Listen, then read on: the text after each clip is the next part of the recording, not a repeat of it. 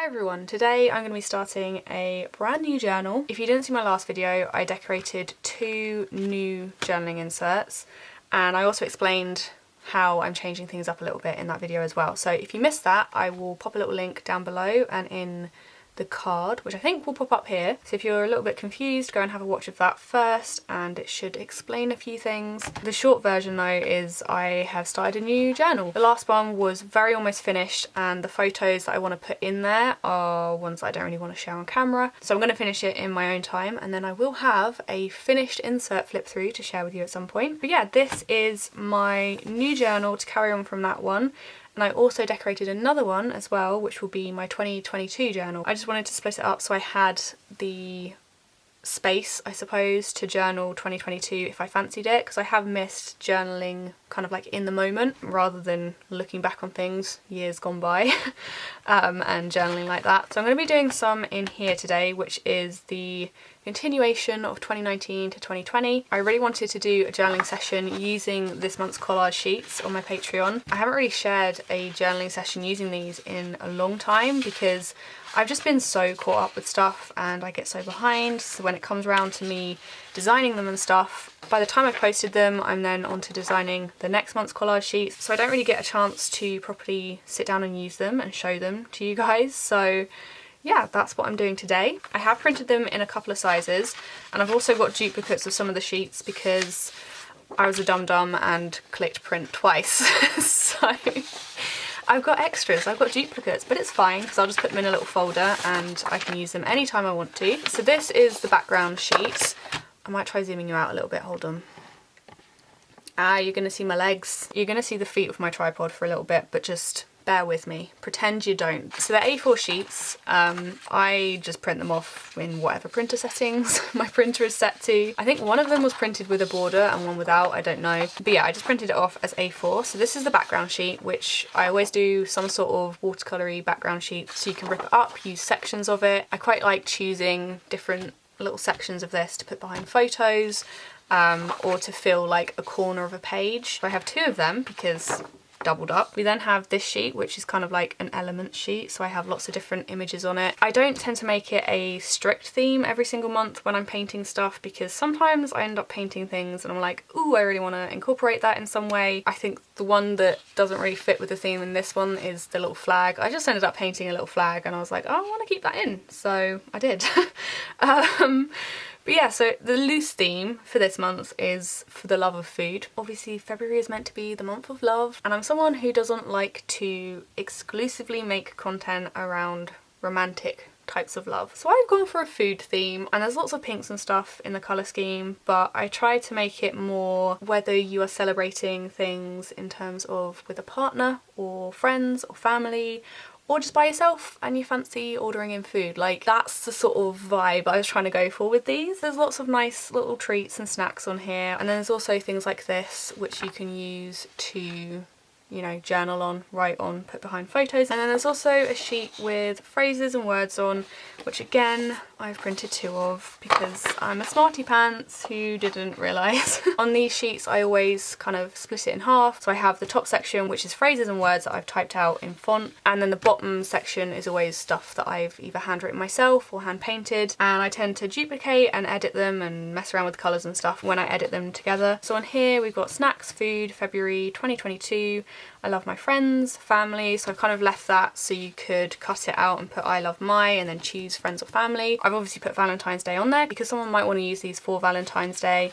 I've also added me time, lovely date, treating myself, good food, good mood, yum, the best is yet to come, and nourish to flourish. But I try to add a mixture of just like journaling words and phrases and then quotes and stuff as well. And then down here I've got February, which I've obviously doubled up and done it in a couple of different colours as options. I've hand painted the words snack, love, family, friends, and this says love this, and again I've duplicated it and made it different colours. I've also added 2 quotes which you can't really see on camera, but this one says you make me happy in a way no one else can, and then this one says keep your friends close and your snacks closer. So yeah, I've tried to keep it quite you know, varied in terms of how love is interpreted. And then I've also printed it off in a smaller size. So I have the A4 size, and then these ones I basically just printed off as 2 per page. I just set it in my printer settings to print 2 per page, and it shrunk it down to this size, which is kind of A5 but a bit smaller. If you're someone who works in a smaller journal, then you might want to do this. Things like the tags, you might not want that much space to write in on the tags, so printing it a bit smaller kind of fixes that problem.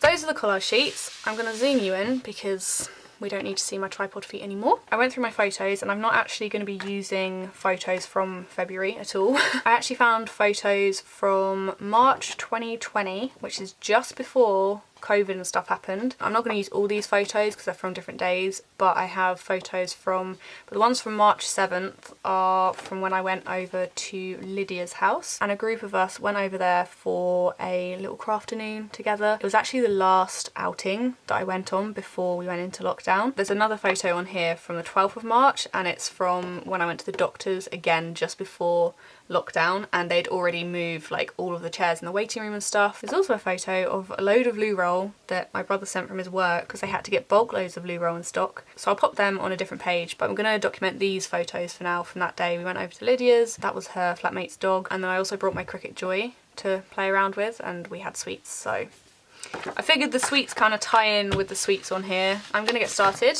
and I will speak to you again at the end of the video.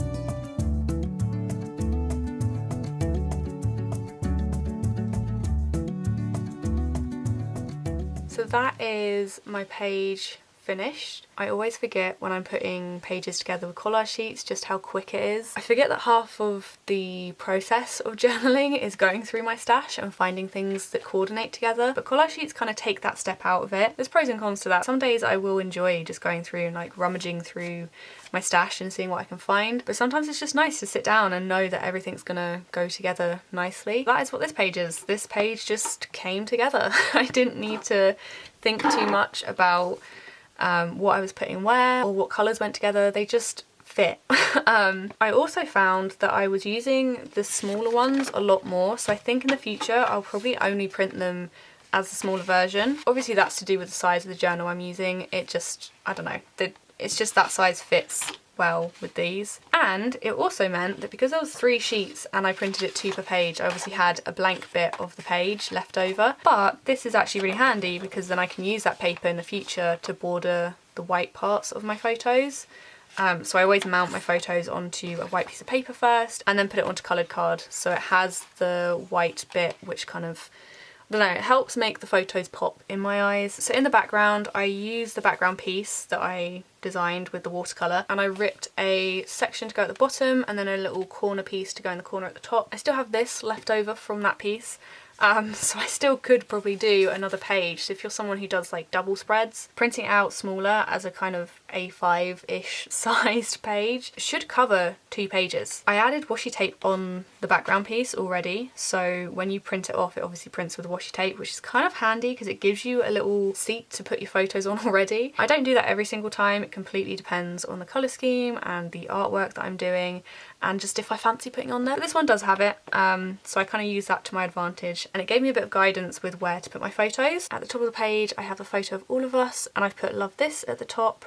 I've added the donut going behind it and a couple of hearts, and then down here I've added the photo of the sweets, and then I've added 2 little marshmallows there. Down here we first of all ignore my hair. When I had it that length it annoyed the heck out of me when I would wake up and it would just be pointing one way, and if I like made it wet again to try and straighten it out, it just wouldn't work. And I'm not someone who really straightens their hair all that often, so I just left it, and then as the day went on I felt like it just went more and more of a right angle.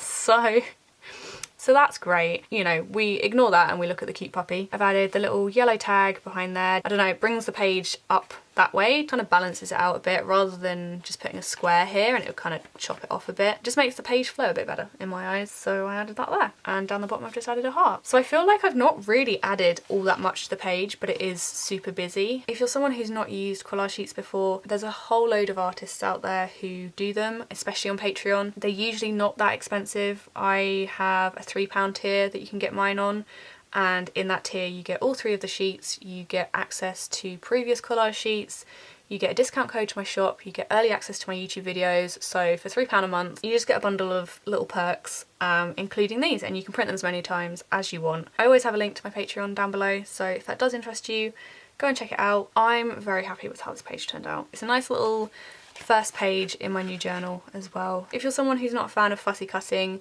I know that that's not everyone's cup of tea. Fussy cutting is one of those like therapeutic things for me. I enjoy the fussy cutting, but I know that not everyone does, and that is why I do the ephemera packs over my shop that kind of link in with the different collections. They're not the same artwork, so you don't get the exact same things, but they're the same theme. So I will at some point have on my shop a kind of food themed ephemera pack with these sort of colours. Obviously when they're launched on my shop, patrons get a discount on that. I know everyone crafts differently and journals differently and prefers different supplies, so I try to put my artwork out there in as many different formats as possible for people to use. As always, if you do have any questions then let me know down below. I feel like I've just been in a rut, and when I sat down and decorated these journal covers it just kind of brought me out of that a little bit, and I don't know, there's something about starting a new journal and having that urge to want to fill it up. So hopefully you will see another journaling session from me very soon. Thank you all so much for watching, and of course if you are a patron then your name will be on the screen now. I do really enjoy seeing what you guys do with the sheets each month. I don't expect anyone to share their journal pages with me. It always brings a smile to my face when I see people journaling with my artwork. It's just really nice to see it used outside of my journal, I suppose. I'm so used to using my own stuff in my journals. I'm gonna go now. I hope you all have a lovely day and I will see you in my next video.